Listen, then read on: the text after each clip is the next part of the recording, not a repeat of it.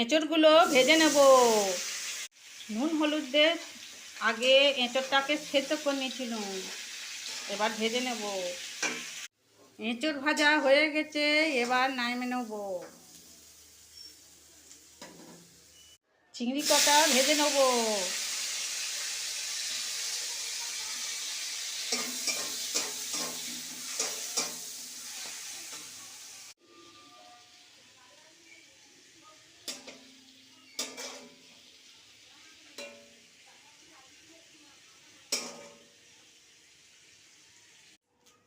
ওই তেলের মধ্যে গোটা জিরে, গোটা গরম মশলা, তেজপাতা ফোড়ন দিয়ে দেবো।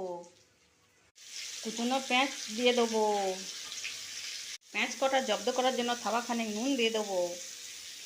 ওখানে পেঁয়াজের রস মরুক, আর আমি এখান থেকে ততক্ষণে এই যে কী কী আছে দেখে নাও। এই যে টমেটো, কাজু, আদা, রসুন, পেঁয়াজ সব একসাথে বেটে নেব। চলো।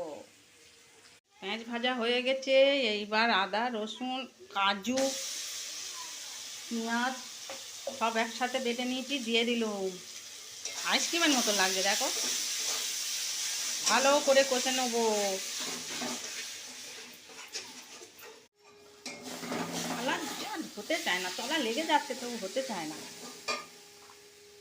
এবারে জিরে, ধনে, লঙ্কা, হলুদ সব ঢেলে দিলাম।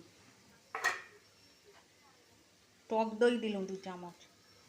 আবারও এটাকে কষবো। সঙ্গে 1 চামচ গুড়ের গুঁড়ো দিয়ে দিলাম। চিনি খাওয়া খারাপ, তাই গুড়ের গুঁড়ো দিলাম।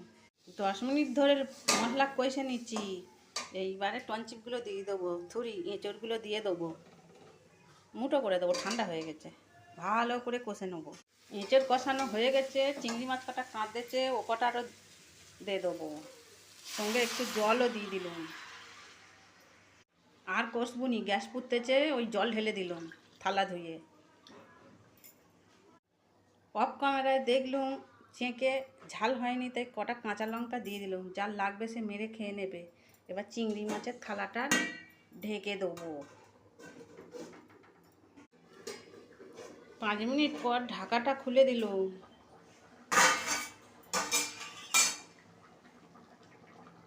হাফ চামচ গরম মশলার গুঁড়ো দিয়ে দিলাম, ভালো স্বাদ হবে বলে। আরও ভালো স্বাদের জন্য 1 চামচ ঘি দিয়ে দিলাম। এইবার হয়ে গেছে, নাড়িয়ে চাড়িয়ে নামিয়ে নেব। চলে এসো তোমরা, ভাত বাড়বো। কেমন কালার হয়েছে বলো। ও, দেখেই তো খেতে ইচ্ছা করছে। একদম সিদ্ধ হয়ে গেছে। আলু, এঁচড়